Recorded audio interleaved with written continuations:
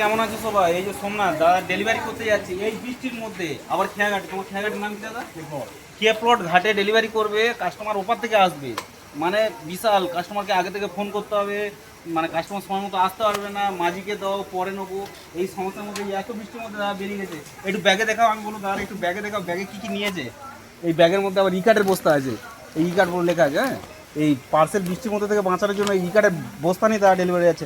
দাদা বৃষ্টির দিনে এক্সপিরিয়েন্স একটু আপনি জানাবেন, বৃষ্টির দিনে কাজ করতে কী অসুবিধা হয় আপনার?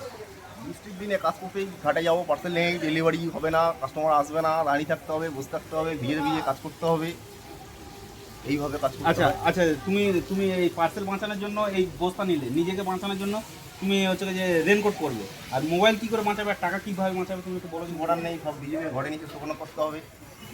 ঠিক আছে, তুমি কি মোবাইল মোবাইল বাঁচানোর জন্য এই ধরনের কভার ব্যবহার করো? হ্যাঁ একদম। হ্যাঁ হ্যাঁ, একদম। দেখো বন্ধুরা, মোবাইল বাঁচানোর জন্য এই ধরনের কভার, আবার এই ব্যাগটাকে সেফটি করার জন্য আবার প্লাস্টিক, মানে বৃষ্টির দিনে কাজ করতে খুব অসুবিধা।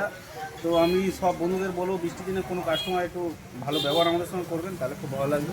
সবাই খুব ভালো থাকবেন, ধন্যবাদ।